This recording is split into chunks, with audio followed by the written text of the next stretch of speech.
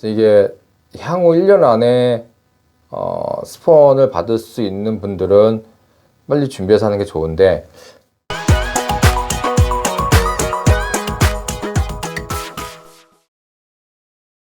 네, 안녕하십니까. 엉클오지 호주 사는 사람들. 또 저녁에 이렇게 또 유튜브를 찍어요. 힘드시게. 그러게요. 또 불려 나왔네요. 너무 바쁜 이민법무, YK 이민법무 홍법무사님과 함께 이번에 또 새로운 주제가 있어가지고 저희가 영상을 찍을 건데 10분 딱 찍겠다고 하셨으니까 요 10분 켰습니다. 네, 바로 시작을 할게요. 심플하고 간단하게. 심플하고 간단하게. 빨리 좀 끝내죠, 오늘. 네.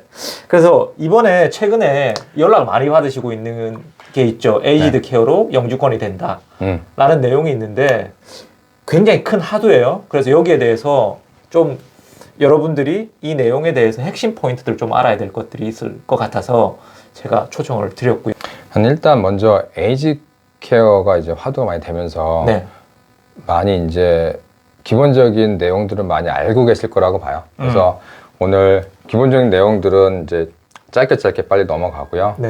이제 좀 알아야 되실 부분, 실제적으로 그런 부분 이야기들을 조금 더 이야기를 해서 중점적으로 이야기해 보도록 하죠. 일단 레이버 어그리먼트라는 거는 좀 개념 자체가 이야기가 좀 쉽지 않은데 일반적인 TSS 비자를 우리가 이제 신청을 할 때는 이 스폰서, 고용주가 스폰서십이라는 거 1단계도 해야 되고 2단계가 노미네이션, 이 포지션이 얼마나 제뉴인하게 필요한지에 대한 심사도 하게 되고 그다음에 이제 비자도 심사한단 말이에요.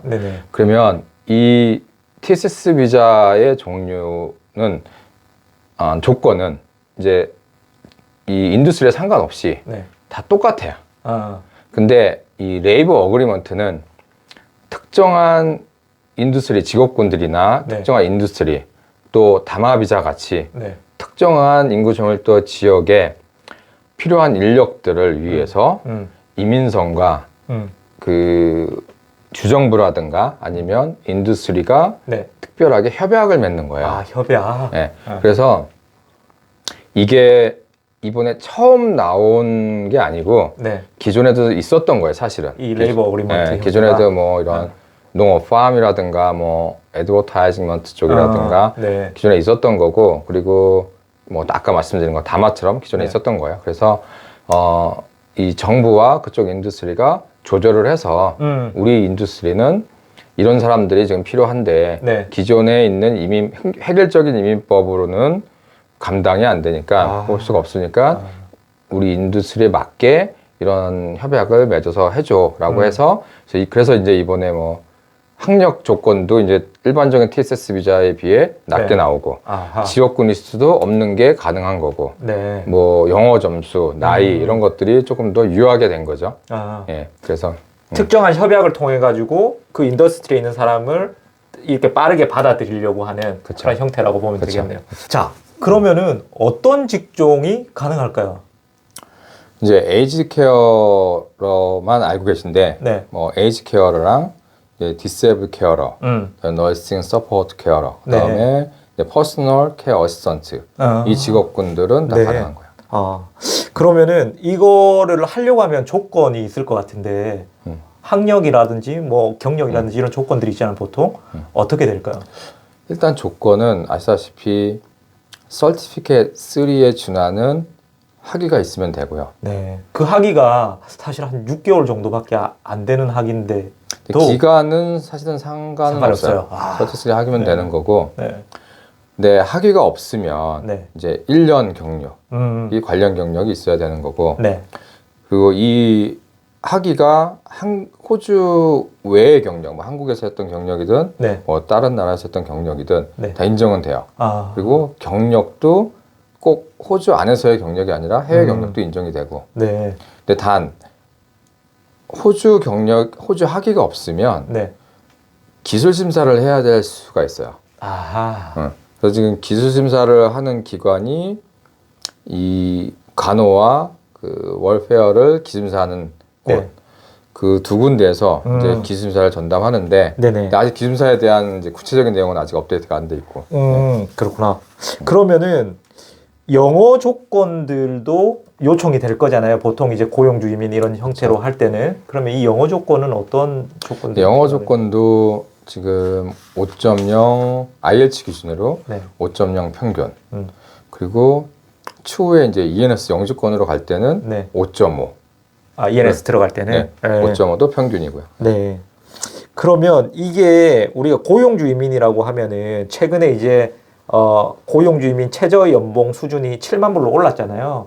그쵸. 이 직종 또한 최저 연봉 수준이 있을 것 같은데 어떻게 될까요? 그렇죠. 이것도 최저 연봉 수준이 있는데 이게 지금 51,220불인가 그 정도 돼요. 51,222불. 그죠? 네, 222불. 네. 네. 네. 51,222불. 네, 그 정도 네. 되는데 네. 이제 중요한 게 뭐냐면 이게 그 미니멈 웨이지만 만족을 하면 되는 게 아니라 아. 만약에 이제 스폰서의 회사 안에 네네. 영주권자나 시민권자의 직원이 있고 네. 같은 포지션에 같은 업무를 하는 사람이 있다면 그 사람의 연봉과 최소한 같거나 높아야 돼요. 아. 근데 이 부분이 이제 좀 많이 고려를 해야 되는데 네. 그런 큰 업체들이 대부분 이제 뭐 영주권자, 시민권자 직원들이 있을 텐데 네. 그분들의 연봉이 예를 들어서 뭐 6만 5천 불이야. 네. 그러면 우리가 51,222불의 조건을 만족한다 하더라도 그거보다 낮기 때문에 네네. 이건 노미네이션이 리젝트돼요. 아. 그래서 우리도 똑같이 그분만큼의 연봉 꼭 받아야 돼요. 그 포지션의 최저 연봉자 그쵸. 이상으로. 그렇죠. 아. 같거나 이상으로. 같거나 이상으로. 네. 아. 네, 그것도 이제 중요한 부분이라 고려를 좀 해야 되죠. 그러면은 이게 이제 고용주 이민 형태니까 TSS를 통해서 ENS로 넘어가는 형태들은 동의를 한 거죠. 어떻게 진행이 그렇죠. 될까요? 그거는 이게 이제 레이버 어그리먼트 스트림이긴 하지만 네.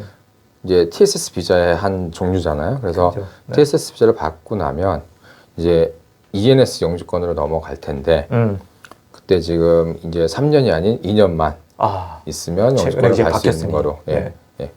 그래서 2년 후에 영주권으로 가실 수 있어요. 네. 그러면 고용주는 여기에 보면 이제 이민성에서 MOU가 되어 있는, 그러니까 노조들과 MOU가 되어 있는 업체들에서 스폰서가 가능하다 그랬는데 이게 가장 큰 이슈로 보이긴 하거든요. 법무사님 생각은 좀 어떠실까요? 이 부분에 대해서. 근데 이제 이게 이 스폰서가 다 스폰을 해줄 수 있는 게 아니라 그러니까 말씀하신 것처럼 일단 MOU를 맺어야 된다는 건데 누구랑 MOU를 맺어야 된다는 거죠. 근데 이번에 레이버 어그리먼트 이게 발표가 났을 때 정부가 레이버 어그리먼트 협약을 맺어 있는 곳이 어디냐면 유니온들이에요. 뭐 간호 유니온이라든가 뭐 월페어 유니온이라든가 정말 세 군데 유니온이 있는데 거기랑 이미 사전에 이민성과 그 유니온 그 협회들이 이미 레이버 어그리먼트에 대한 기본적인 골격을 만들어 놓은 거고요. 그리고 그 유니온들이 이 스폰을 해주려고 원하는 곳들하고 MOU를 체결을 해야 돼요.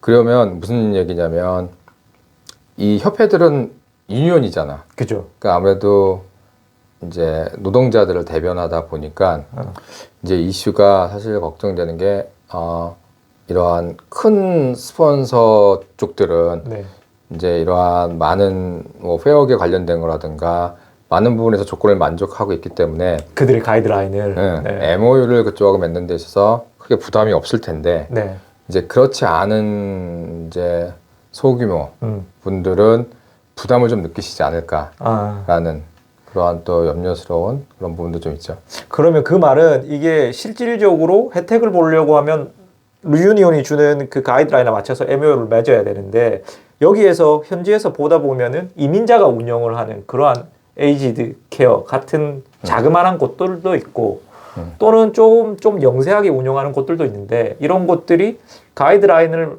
이렇게 충족하지 못한다고 하면은 그런 업장들은 또 배제가 될 수 있는 부분들이 될 거고 반대적으로 업장이 좀 제한성이 생기다 보면은 그쪽으로 사람들이 많이 몰리면은 그렇죠. 거기에 있어가지고 찬스를 또 가질 수 있는 경쟁이 심화될 수 있는 이런 부분들이 또 존재할 수 있겠네요. 이게 아까 말씀하신 것처럼 조건을 이제 만족을 해야 되는데 그런 조건들이 이제 뭐 일반적인 TSS 비자의 스폰서의 조건은 뭐 여러 보는 이제 팩터가 있지만 그 중에 이제 뭐 재정적인 부분부터 해서 여러 가지가 있는데 레이버 어그리먼트는 사실 이 스폰서 해주려는 업체가 재정적으로 얼마나 튼튼하다라는 것보다는 이 직원들의 뭐 비율이 영주권자 시민권자 비율이 더 높는다던가 네.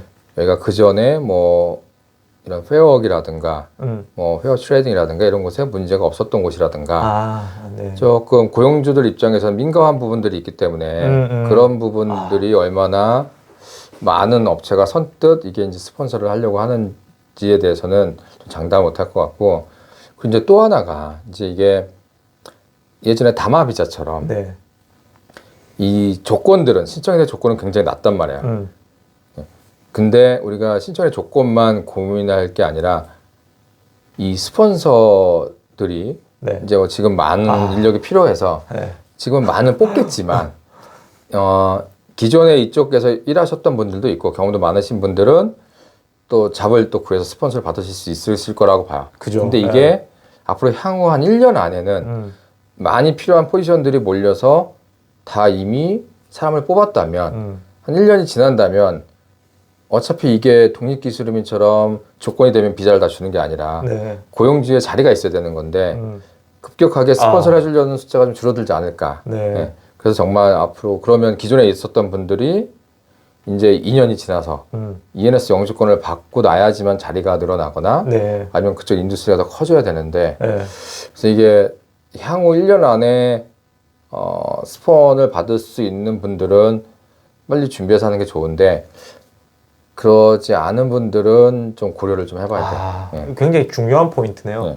법무사님 얘기한 것 중에서 이게 디맨드에 의해서 만들어진 형태다 보니까 디맨드가 줄어들면은 그렇죠. 그러면은 또 이것들이 뭐 말하자면 손바닥 좀 뒤집힐 수도 있고 변경될 수도 있고 하는 측면들이 존재할 수도 있다. 그렇죠. 이게 이제 좀 감안을 해야 될 것 같네요. 법안이 변경되는 것도 염려되겠지만 그것보다는 이미 필요한 자리들이 충족이 이미 다 됐으니. 충족이 돼서 네.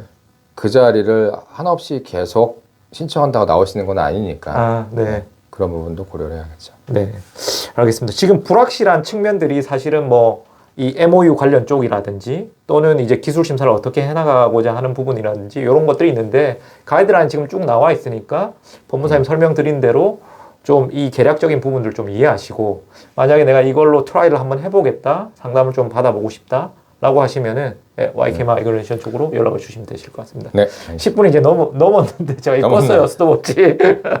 네. 오늘 이렇게 또 좋은 얘기 해주셔가지고 감사드리고. 네, 감사합니다. 다음부터 말을 좀 줄여서 짧게 10분 안으로 끝내는 걸로 하겠습니다. 네, 감사합니다. 감사합니다. 네.